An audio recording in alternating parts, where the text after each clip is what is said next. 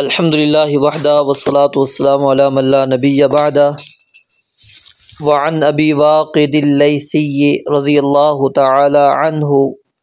قال قال رسول اللہ صلی اللہ علیہ وآلہ وسلم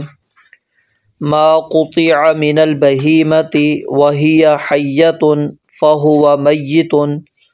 اخرجہ ابو داود والترمذی وحسنہ واللفظ لہ۔ سیدنا ابو واقد اللیثی رضی اللہ تعالی عنہ سے روایت ہے۔ ابو واقد جو ہے یہ کنیت ہے ان کی، ان کے نام کے اندر اختلاف ہے، لیکن جو معروف ان کا نام بیان کیا جاتا ہے وہ ہے حارث بن عوف، اور ان کا تعلق بنو عامر بن لیث کی طرف منسوب ہے، اس لیے ان کو لیثی کہا جاتا ہے، اور یہ قدیم الاسلام ہیں، ان کا شمار اہل مدینہ کے اندر ہوتا ہے، اور یہ مختلف جنگوں کے اندر شریک ہوئے اور مکہ کے پڑوس کے اندر آ کے انہوں نے رہائش اختیار کر لی تھی۔ ان کی وفات کے اندر بھی اختلاف ہے، کوئی 65 ہجری بتاتا ہے، کوئی 68 ہجری ان کی وفات بیان کی جاتی ہے، اور مکہ کے اندر ہی یہ فخ مقام میں فوت ہوئے تھے، وہیں پر پھر ان کو دفن کیا گیا تھا۔ تو سیدنا ابو واقد لیثی رضی اللہ تعالی عنہ سے روایت ہے، قال وہ بیان فرماتے ہیں، قال رسول اللہ صلی اللہ علیہ وآلہ وسلم، رسول اللہ صلی اللہ علیہ وآلہ وسلم نے فرمایا، ما، یہ ما جو ہے نا یہ دو قسم کا ہے، ایک ہے ما موصولہ، جب یہ ما موصولہ ہوگا تو ہم ترجمہ اس کا کریں گے جو، اس کا ترجمہ کیا ہوگا جو، اور جب اس کو ہم ما شرطیہ بنائیں گے، شرطیہ بنائیں گے تو اس وقت اس ما کا ترجمہ ہوگا جب، ما جب، ما موصولہ کے مطابق ترجمہ میں کر رہا ہوں، ٹھیک ہے، ما جو قطع کاٹا جائے، ما جو قطع کاٹ دیا جائے، من البہیمۃ بہیمہ سے، جانور سے، بہیمہ اصل میں یہ لفظ زیادہ تر جو استعمال ہوتا ہے وہ اونٹ، گائے، بھیڑ، بکریوں پر اس کا استعمال زیادہ ہوتا ہے، اور ان کو بہیمہ اس لیے کہا جاتا ہے کیونکہ یہ گفتگو نہیں کر سکتے، بات نہیں کر سکتے، یعنی ایسا کلام نہیں کر سکتے جو سمجھ میں آتی ہو۔ ہاں کچھ ایسی ان کی زبان ہوتی ہے کہ جو سمجھ میں آ جاتی ہے، لیکن مطلب وہ ایسی زبان نہیں ہے کہ جو ہر جملہ وہ کہہ دیں، ہر بات کہہ دیں تو وہ سمجھ میں ان کو آ جائے، ایسی نہیں ہے، تو اس لیے ان کو بہیمہ کہا جاتا ہے۔ ما قطع جو کاٹ لیا جائے، قطع یہ مجہول کا صیغہ ہے، ٹھیک ہے، ما جو قطع کاٹ لیا جائے، اب یعنی کوئی بھی حصہ ہو سکتا ہے، مخصوص نہیں ہے کہ وہی چیز کاٹی جائے گی تو پھر وہ ہو جائے گا حرام، نہیں، ما قطع جو بھی کاٹا جائے، من البہیمۃ بہیمہ سے، جانور سے، ٹھیک ہے، جو چار پاؤں والا جانور ہے، چیر پھاڑ نہیں کرتا اس سے، وہی واو حال ہے، واو حالیہ ہے، وہی حیۃ اس حال میں کہ وہ زندہ ہو، اس حال میں کہ وہ زندہ ہو، یعنی اس کو ذبح نہ کیا گیا ہو، وہ زندہ ہے، فہو پس وہ کون،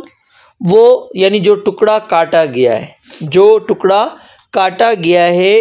جانور کا، فہو پس وہ ٹکڑا، من المیتن، میتن وہ کیا ہے، مردار ہے، وہ کیا ہے، مردار ہے۔ یہ ترجمہ کب تھا جو میں نے جو ترجمہ کیا ہے، جب ہم اس کا ترجمہ کریں گے جب، یعنی شرطیہ اس کو بنائیں گے تو پھر اس وقت کیا ترجمہ بنے گا، ما قطع جب بھی کاٹا گیا ہو، ما جب بھی قطع کاٹا گیا ہو، من البہیمۃ چوپائے میں سے، وہی حیۃ اس حال میں کہ وہ زندہ ہو، فہو میت تو پس وہ کیا ہے، مردار ہے، یعنی جو بھی ٹکڑا کاٹا جائے گا، فہو میت وہ مردار کے حکم کے اندر آئے گا۔ مردار کے حکم سے مراد کیا ہے، حرمت علیکم المیتۃ، جو پیچھے بھی آپ کو میں نے بتلایا کہ اللہ تعالیٰ نے مردار کو حرام کر دیا ہے، تو مردار کھانا نہیں ہوتا، وہ حرام ہو جاتا ہے، تو گویا کہ یہ بھی کھایا نہیں جائے گا۔ اخرجہ ابو داود والترمذی، اس روایت کو امام ابو داود رحمۃ اللہ علیہ اور امام ترمذی رحمۃ اللہ علیہ نے روایت کیا ہے، وحسنہ، اور اس کو امام ترمذی رحمۃ اللہ علیہ نے حسن قرار دیا ہے۔ واللفظ لہ، اور یہ الفاظ بھی انہی کے ہیں، یعنی امام ترمذی رحمۃ اللہ علیہ کے ہی الفاظ ہیں، یہ کسی اور کے الفاظ نہیں ہیں۔ ایک مرتبہ پھر دوبارہ ترجمہ دیکھ لیں۔ سیدنا ابو واقد لیثی رضی اللہ تعالیٰ عنہ سے روایت ہے، بیان فرماتے ہیں، قال رسول اللہ صلی اللہ علیہ وآلہ وسلم، رسول مکرم علیہ الصلاۃ والسلام نے ارشاد فرمایا، ما قطع من البہیمۃ، جو بھی کاٹا گیا ہو چوپائے میں سے، وہی حیۃ، اس حال میں کہ وہ چوپایا زندہ ہو، فہوا، پس وہ کٹا ہوا حصہ، میت، مردار ہے۔ اخرجہ ابو داود والترمذی، اس کو امام ابو داود اور امام ترمذی رحمۃ اللہ علیہ نے نکالا ہے، وحسنہ، اور امام ترمذی نے اس کو حسن قرار دیا ہے۔ واللفظ لہ، اور یہ الفاظ بھی کس کے ہیں؟ امام ترمذی رحمۃ اللہ علیہ کے۔ اب اس حدیث مبارکہ کے اندر جو مسئلہ بیان ہوا ہے وہ کیا ہے، اس کا پہلے سبب بیان سمجھ لیں، کیونکہ اس حدیث کو 4 مختلف طرق سے بیان کیا گیا ہے، اور اس حدیث کو 4 صحابہ کرام رضوان اللہ علیہ مجمعین بیان کرتے ہیں۔ تو ایک روایت کے اندر وضاحت موجود ہے اس چیز کی کہ جب رسول اللہ صلی اللہ علیہ وآلہ وسلم مدینہ تشریف لے کر آئے تو آپ نے لوگوں کو دیکھا کہ وہ اونٹوں کی جو کوہان ہوتی تھی اس میں سے انہوں نے گوشت کاٹا اور اس کو وہ استعمال کر لیا کرتے تھے، کھا لیا کرتے تھے، یا پھر جو بھیڑ ہوا کرتی تھی جو اس کی چکی ہوتی تھی اس کو کاٹ کر ادھر سے گوشت نکال کر وہ استعمال کر لیا کرتے تھے۔ تو جب نبی علیہ الصلاۃ والسلام نے ان کو یہ کرتے ہوئے دیکھا تو آپ علیہ الصلاۃ والسلام نے اس سے منع کر دیا، روک دیا، اور آپ نے کہا کہ یہ جب جانور زندہ ہے تم نے یعنی اس کو ذبح نہیں کیا، اس کو ذبح نہیں کیا، اور اگر تم اس کے جسم میں سے کوئی حصہ کاٹ لیتے ہو، کوئی حصہ اس کا کاٹ لیتے ہو تو وہ مردار کے حکم کے اندر ہوگا، یعنی وہ ناپاک بھی ہو جائے گا اور وہ قابل استعمال بھی نہیں رہے گا، اس کو ہم استعمال نہیں کر سکتے، قابل استعمال نہیں ہے، وہ حرام ہے، مردار کے حکم کے اندر ہے۔ اور دوسرا وہ نجس ہو جائے گا، یعنی اس باب میں لانے کا جو مقصد ہے امام ابن حجر رحمۃ اللہ علیہ کا اس حدیث کو، وہ یہی ہے کہ جو بھی ٹکڑا حلال جانور کا بھی اگر وہ زندہ ہے آپ نے اس کو کاٹ لیا ہے، ٹھیک ہے، تو اب وہ کیا ہو گیا ہے؟ نجس ہو گیا ہے، حرام ہو گیا ہے۔ اگر وہ پانی وغیرہ کے اندر گر جائے گا تو پانی کیا ہو جائے گا؟ ناپاک ہو جائے گا، نجس ہو جائے گا۔ یہ تعلق ہے اس حدیث کا اس عنوان سے۔ تو اب کسی بھی قسم کا جانور سے جو زندہ ہے آپ کوئی بھی ٹکڑا اس کا کاٹ نہیں سکتے۔ ہاں کچھ چیزیں ہیں جو آپ نفع کے لیے استعمال کر سکتے ہیں، فائدے کے لیے استعمال کر سکتے ہیں۔ وہ کیا چیز ہے؟ نمبر 1 بال، ٹھیک ہے، اون وغیرہ ان کی استعمال کی جاتی، وہ جائز ہے، رسول اللہ صلی اللہ علیہ وسلم نے اس کی اجازت دی ہے، ٹھیک ہے۔ چربی آپ استعمال نہیں کر سکتے، چربی بھی نکال دیا کرتے تھے لوگ جو ہے نا، اس کی اجازت نہیں دی کیونکہ وہ اس کے جسم کا حصہ ہے۔ یہ بال جو ہے نا یہ ایک اضافی چیز ہے، بال کیا ہے؟ یہ ایک اضافی چیز ہے، اس لیے اس کا اعتبار نہیں ہے۔ اگر اون وغیرہ ان کی کاٹ کر وہ استعمال کر لی جاتی ہے تو وہ حلال ہے، لیکن اگر زندہ جانور کا آپ کوئی بھی ٹکڑا استعمال کر کر اس کو آپ کوئی بھی چیز بنا لیتے ہیں، اس کی یعنی جوتا وغیرہ بنا لیں یا کوئی بھی چیز اس کو بنا لیتے ہیں، وہ ناپاک ہی رہے گا، وہ حلال نہیں کہلائے گا۔ اور دوسرا اس حدیث کے اندر سے جو مسئلہ ثابت ہوتا ہے وہ کیا ہوتا ہے کہ رسول اللہ صلی اللہ علیہ وآلہ وسلم نے جانوروں پر رحم کیا ہے، آپ علیہ الصلوۃ والسلام نے جانوروں پر کیا کیا ہے؟ رحم کیا ہے، کیونکہ یہ اس طرح ظاہر ہے جب آپ کے جسم کا کوئی حصہ اگر کاٹا جائے تو کیا ہوتی ہے؟ اذیت ہوتی ہے، تکلیف ہوتی ہے، اس سے کیا ہوتی ہے؟ تکلیف ہوتی ہے، اس کو اذیت ہوتی ہے۔ تو نبی علیہ الصلوۃ والسلام نے اس چیز سے منع فرما دیا جس سے جانور کو کیا ہو؟ اذیت ہو۔ اگرچہ انسانی فائدہ اس کے اندر موجود ہے، انسان اس سے فائدہ حاصل کر رہا ہے، لیکن جانور کو اس کے اندر کیا ہے، نقصان ہو رہا ہے، اس کے اندر اس کو تکلیف ہے، تو نبی علیہ السلام نے اس لیے اس سے منع فرما دیا۔ تو ایک تو اس حدیث سے یہ مسئلہ ثابت ہو گیا کہ آپ نے جانوروں کے ساتھ اس کیا نام ہے ان کے اوپر رحم کرتے ہوئے اس چیز کو حرام قرار دے دیا۔ اور دوسرا اس حدیث کے اندر نبی علیہ السلام نے اس چیز کو بھی واضح کر دیا کہ جو جانور بسم اللہ اللہ اکبر پڑھ کے ذبح کیا جائے گا وہ حلال ہوگا، اگرچہ وہ حلال ہے جانور، ٹھیک ہے، حلال ہے جانور، لیکن آپ نے اس کے اوپر بسم اللہ اللہ اکبر نہیں پڑھی تو وہ جانور حلال نہیں ہوگا جب تک اس کی کس کے اوپر، گلے کے اوپر آپ چھری نہیں پھیریں گے۔ اب زندہ جانور ہے، اس کے اوپر سے آپ جسم پہ سے اٹھا رہے ہیں، اب ہے تو آپ کہیں گے جی میں اونٹ کی جو کوہان کاٹ رہا ہوں وہ حلال ہی ہے، حرام تو نہیں ہے۔ یہ چیز دوسری چیزوں کے اندر بھی آپ اس طرح سمجھ لیں نا، جیسے اب کوئی چیز بندہ غیر اللہ کے نام پر کرتا ہے، ٹھیک ہے، نظر و نیاز کسی اللہ کے علاوہ کسی اور کے نام کی کرتا ہے، وہ کہتا ہے جی یہ کھا لو آپ، اب ہم کہتے ہیں یہ رزق ہے، رزق کو کیسے پھینکیں، رزق ہے اس کو رزق کو کیسے پھینک دیں، یہ رزق نہیں کہلائے گا، کیوں کہ یہ اب کس کے حکم کے اندر آ گیا، حرام کے حکم میں۔ جب حرام کے حکم کے اندر آ گیا تو آپ اس کو استعمال نہیں کر سکتے، اس کی اب وہ جو اہمیت تھی وہ اہمیت اس کی ختم ہو گئی ہے۔ اسی طرح یہی چیز ہے کہ وہ جانور کا جو حصہ آپ نے کاٹ لیا ہے اب اس کا حکم کس کے اندر آ گیا ہے، مردار کے حکم کے اندر آ گیا ہے، وہ آپ اس لیے نہیں استعمال کر سکتے کہ میں نے حلال جانور کا یہ ٹکڑا ہے گوشت کا تو اس کو کیوں ناپاک قرار دیا جائے یا اس کو کیوں حرام قرار دیا جائے، کیونکہ اس کو شرعی طور پر آپ نے ذبح نہیں کیا۔ جب جانور کو آپ شرعی طور پر ذبح کر دیں گے اس کے بعد وہ چیز حلال ہوتی ہے، یہ تو نہیں ہے نا کہ صرف کیا نام ہے کھڑا ہی جانور وہ آپ کے لیے حلال ہے، جب تک اس کے اوپر آپ اس کو ذبح نہیں کریں گے وہ آپ کے لیے حلال نہیں ہوگا۔ اور اسی طرح اگر یعنی اس حدیث سے جو مسئلہ نکلتا ہے یہ سمجھنے والی بات ہے نا، جو قاعدہ نکلتا ہے علماء نے یعنی یہاں سے ایک قاعدہ نکالا ہے جو کئی جزئیات پر مشتمل ہے۔ نمبر ایک، اگر حیوان مر جانے کے بعد نجس ہو جاتا ہے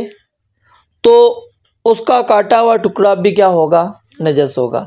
یعنی اگر کوئی جانور ہے وہ مر گیا ہے، جانور ہے کوئی مر گیا ہے اور مرنے کے بعد وہ نجس کے حکم کے اندر آ گیا ہے، اب مچھلی مری ہوئی بھی نجس کے حکم میں نہیں ہے۔ آپ کی بھیڑ بکری اگر مر جاتی ہے اس کو ذبح آپ نہیں کرتے وہ کس کے حکم میں آ جائے گی، نجس، ٹھیک ہے، وہ کس کے حکم میں آ جائے گی، نجس کے حکم میں ہو جائے گی۔ تو اب اس کا آپ جو ٹکڑا بھی کاٹ لیں گے نا تو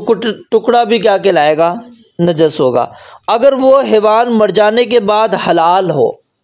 مر جانے کے بعد اس کا حکم کیا ہے، حلال ہے، اس کے اوپر حرام کا حکم نہیں لگایا جا رہا اور وہ طاہر بھی ہے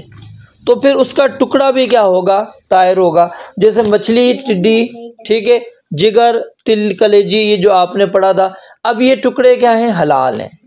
یہ کیا ہیں، ذبح کے بعد حلال ہیں۔ اب اس کو آپ اس کا کوئی ٹکڑا پانی وغیرہ کے اندر ڈال دیں گے تو وہ پانی کو ناپاک نہیں کرے گا، نجس نہیں کرے گا، وہ ٹکڑا بھی طاہر ہوگا۔ اگر وہ حیوان مر جانے کے بعد طاہر تو ہے، مر جانے کے بعد حیوان طاہر ہے، پاکیزہ ہے، لیکن حلال نہیں ہے، حلال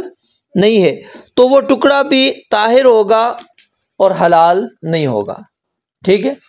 وہ حلال نہیں ہو جائے گی کہ اب مرنے کے بعد یہ حلال ہو جائے گا، کیونکہ مرنے سے پہلے بھی یہ حلال نہیں تھا، ٹھیک ہے،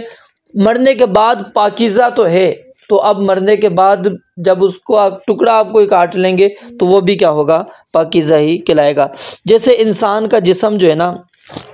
اب انسان کیا ہے، مردہ جو ہے طاہر ہے، مردہ جو ہے انسان وہ کیا ہے، طاہر پاکیزہ ہے، ناپاک نہیں ہے، ٹھیک ہے، لیکن حلال نہیں ہے، حلال نہیں ہے۔ اب کوئی بندہ کہے کہ جی یہ مر گیا انسان، اب اس کی ضرورت تو نہیں، ہم نے ویسے اس کو دفنانا ہے، چلو اس کو کھا لیتے، استعمال کر لیتے، نہیں، ٹھیک ہے، حلال نہیں ہے، غیر حلال ہے، لیکن طاہر ہے، پاکیزہ ہے، اسی لیے تو ہم اس کو اٹھا رہے ہیں، ٹھیک ہے، اسی لیے تو ہم اس کو دفنا رہے ہیں، اس کی نماز جنازہ پڑھ رہے ہیں، سارے مسائل اس کے ساتھ ہو رہے ہیں۔ تو اس لیے یہ چیز سمجھ لیں، جس کا حکم زندگی میں جو ہے اور مرنے کے بعد اگر حکم اس کا تبدیل ہو رہا ہے، مرنے کے بعد حکم اس کا تبدیل ہو رہا ہے، تو پھر اس کے جسم کا جو کٹا ہوا ٹکڑا ہوگا اس کا حکم بھی وہی بن جائے گا۔ اگر وہ مرنے کے بعد اس کے اوپر ہم نے حرام کا حکم لگا دیا ہے، ٹھیک ہے، تو پھر اس کا کوئی بھی ٹکڑا آپ کسی بھی چیز میں ڈال دیں گے وہ کیا ہو جائے گا؟ نجس ہو جائے گا۔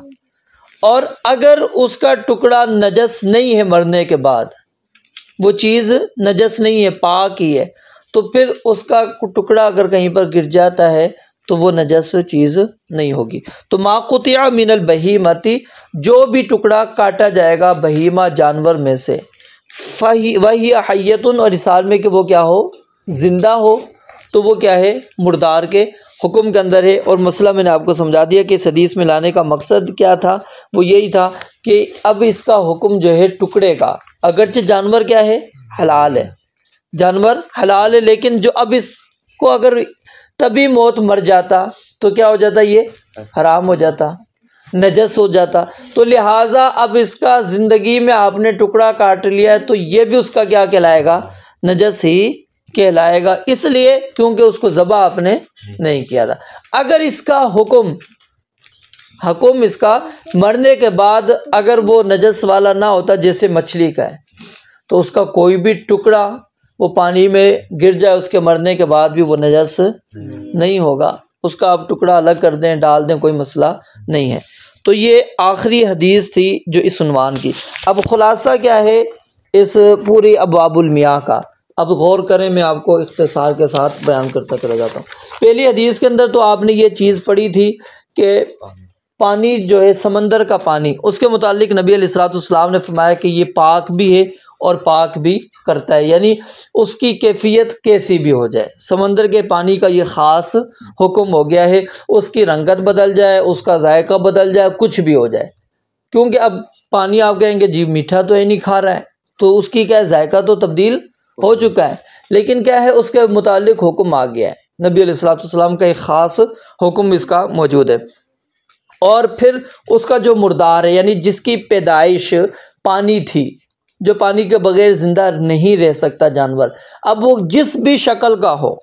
وہ کیا ہے؟ حلال ہی ہے، وہ حرام نہیں کہلائے گا، مردار اس کا حلال ہے۔ پھر دوسری حدیث کے اندر ہم نے یہ بات پڑھی تھی کہ پانی کو کوئی بھی چیز نجس نہیں کر سکتی، تو اس حدیث سے یہ سمجھ میں آ رہی تھی کہ پانی کے اندر جتنی غلاظت آپ ڈال لیں، جو کچھ بھی ڈال لیں، پانی کو کچھ ہونے والا نہیں ہے۔ لیکن مسئلہ یہ نہیں تھا، وہ تیسری حدیث سے مسئلہ واضح ہو گیا تھا کہ پانی کو نجس تو کچھ بھی نہیں کر سکتی، ہاں اگر پانی کے اندر کوئی چیز ڈل چکی ہے اور اس نے آ کر اس کی بو کو، اس کے ذائقے کو اور اس کے کلر کو تبدیل کر دیا ہے تو وہ پانی کیا ہو جاتا ہے؟ نجس ہو جاتا ہے۔ پھر اگلی جو حدیث تھی 4 نمبر، اس سے یہ مسئلہ سمجھ میں آ رہا تھا کہ جب پانی 2 کلے سے کم ہوگا تو پھر وہ نجس ہو جائے گا، 2 کلے سے زائد ہوگا تو نجس نہیں ہوگا، لیکن میں نے آپ کو بتلایا تھا مسئلہ یہ نہیں ہے۔ مسئلہ کیا ہے؟ پانی تھوڑا ہے یا زیادہ ہے، جب تک اس کے اوصاف ثلاثہ میں سے کوئی تبدیلی نہیں آتی تو پانی کیا رہے گا؟ پاک ہی رہے گا۔ پھر اس کے بعد والی جو روایت تھی اس کے اندر نبی علیہ الصلوۃ والسلام نے کھڑے ہوئے پانی کے اندر غسل کرنے سے منع فرمایا تھا، اور اس کے اندر حکمت یہی تھی کیونکہ اس کے اندر کئی لوگ اس سے فائدہ حاصل کر سکتے ہیں، اور جب بندہ کھڑے ہوئے پانی کے اندر جنبی حالت میں وہ اس پانی کے اندر غسل کرے گا تو کیا ہے؟ ظاہر وہ پانی ناپاک ہو جائے گا، پھر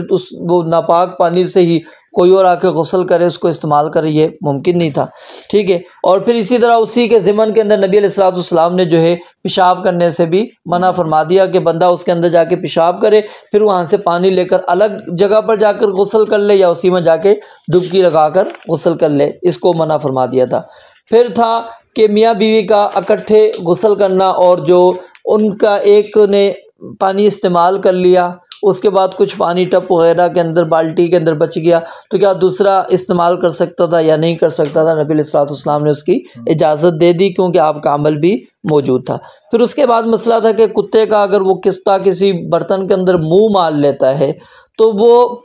پانی بھی نجس ہو جائے گا، وہ چیز بھی نجس ہو جائے گی، اور اب اس برتن کو پاک کرنا ہوگا، اور پاک کرنے کا طریقہ یہ تھا پہلی مرتبہ مٹی کے ساتھ اور باقی 6 مرتبہ جو ہے آپ نے اس کو پانی کے ساتھ آپ نے دھونا ہے۔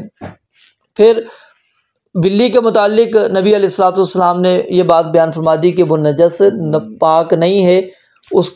وہ اگر کسی چیز کے اندر منہ ڈال دیتی ہے تو وہ چیز نجس نہیں ہوگی، ناپاک نہیں ہوگی۔ اور اس کے اندر بھی کیا تھا کہ امت کے اوپر مشقت تھی، تکلیف تھی اس سے بچنا، تو اس لیے نبی علیہ الصلوۃ والسلام نے اس کے جھوٹے کو نجس قرار نہیں دیا۔ پھر اس کے بعد اگر زمین وغیرہ کوئی ناپاک ہو جاتی ہے تو پھر اس کو کس طرح پاک کرنا ہے، اس کے اوپر آپ پانی ڈال دیں گے تو پاک ہو جائے گا، جیسا کہ بندے نے آ کے پیشاب کیا مسجد کے اندر اور ایک ڈول پانی کا ڈلوا دیا نبی علیہ الصلوۃ والسلام نے، تو وہ جگہ پاک ہو گئی۔ پھر اس کے بعد 2 مردار اور 2 خونوں کا تذکرہ تھا، اور اس حدیث اس باب میں لانے کا بھی مقصد اس کا یہی تھا کہ اگرچہ یہ دکھنے میں تو حرام ہے، مردار ہے، دکھنے میں تو یہ خون ہے، لیکن ان کو نبی علیہ الصلوۃ والسلام نے کیا ہے، حلال قرار دیا ہے، اور اگر یہ پانی کے اندر گر جاتی ہیں تو ان سے پانی نجس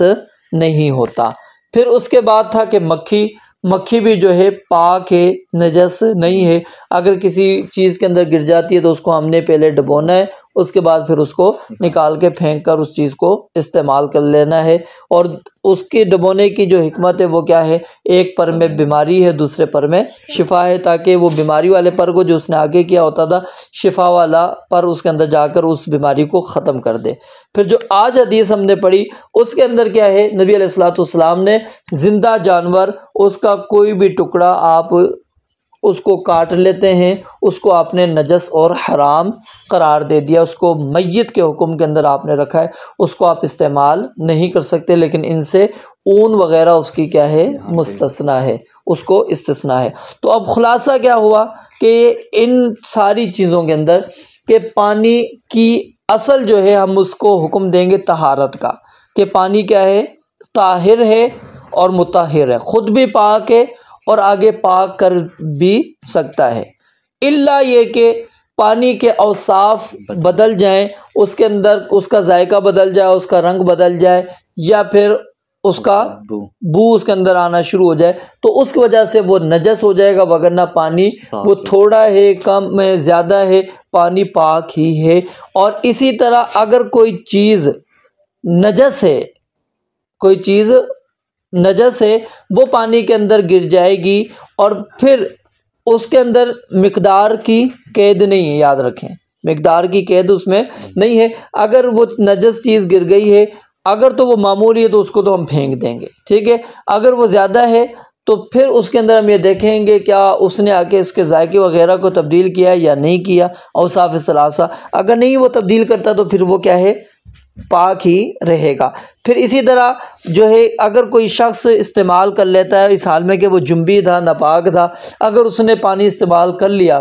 اور اس کا استعمال شدہ پانی میں سے کچھ پانی بچ گیا، اب استعمال شدہ سے مراد یہ ظاہر ہے وہ برتن کے اندر ہاتھ بار بار ڈالے گا تو ہاتھ اس کا لگ سکتا ہے نا، کیونکہ جب تک بندہ مکمل طور پہ غسل نہیں کرتا تو پاک تو نہیں ہونا نا، پاک تو اسی وقت ہوگا نا جب پورا غسل کر لے گا۔ تو اس لیے کیا ہے، ہاتھ وغیرہ اگر بندے کا ڈل جاتا ہے کسی برتن وغیرہ کے اندر تو وہ پانی اس کو ناپاک نہیں کرتا۔ اس کی وجہ کیا ہے، کیونکہ مومن نجس نہیں ہوتا، مومن کی حالت نبی علیہ الصلوۃ والسلام نے یہ بیان فرمائی ہے کہ وہ پاکیزہ ہے، ٹھیک ہے، وہ نجس نہیں ہے، اور یہی ایک مومن کی وضاحت ہے مومن کے متعلق۔ اور پھر وہ بچے ہوئے پانی کو دوسرا بندہ بھی استعمال کرنا چاہے تو وہ استعمال کر سکتا ہے، لیکن اگر شک ہو، شبہ ہو، وہ اس کی طبیعت نہیں مانتی، وہ ایک الگ مسئلہ ہے۔ پھر اس کے بعد مسئلہ یہ تھا کہ آپ جنبی حالت کے اندر کسی کھڑے ہوئے پانی کے اندر غسل نہیں کر سکتے، نہ ہی پیشاب کر سکتے ہیں، کیونکہ ایک تو کیا ہوگا، دوسرے لوگوں کو حرج ہوگا، نقصان ہوگا، وہ پانی ظاہر استعمال دوسرے لوگوں نے بھی کرنا تھا، آپ کی وجہ سے وہ پانی لوگ استعمال نہیں کریں گے، ٹھیک ہے۔ تو اب میں نے ادھر بھی شاید آپ کو بتلایا تھا کہ یہ پانی نجس نہیں ہوتا، پیشاب کرنے سے پانی نجس نہیں ہو رہا، یعنی پانی زیادہ ہے تو نجس نہیں ہوگا، لیکن کیا ہے کہ نبی علیہ الصلوۃ والسلام نے منع کر دیا، اور اس کی وجہ یہی ہے کہ تاکہ دوسروں کے لیے پریشانی کا باعث نہ ہو، وہ بندہ کہے کہ جی اس نے پیشاب کیا تھا، ہم تو اس کو استعمال ہی نہیں کر رہے، ٹھیک ہے۔ اور پھر اسی طرح جو ہے اگر حرام چیز اگر وہ کسی برتن وغیرہ کے اندر، پانی وغیرہ کے اندر منہ مار لیتی ہے تو وہ پانی کیا ہو جائے گا، نجس ہو جاتا ہے، جس سے کہ کتا تھا، ٹھیک ہے۔ لیکن ان میں سے ایک بلی تھی، اس کو نبی علیہ الصلوۃ والسلام نے کیا ہے، استثناء قرار دے دیا۔ پھر انسانی پیشاب کے متعلق تھا، ٹھیک ہے، اس کے متعلق وضاحت آ گئی کہ اس کے اندر آپ پانی کا ڈول ڈال دیں گے تو وہ پاک ہو جائے گا۔ تو بہرحال پانی کی اصل حالت کیا ہے؟ وہ خود پاک بھی ہے اور آگے پاک کرنے والا بھی ہے، الا یہ کہ اس کے اوصاف ثلاثہ میں کوئی تبدیلی آ جائے تو پھر وہ ناپاک اور نجس ہو جائے گا، وگرنہ پانی اپنی حالت پر موجود ہے اور آگے آپ اس سے طہارت حاصل بھی کر سکتے ہیں۔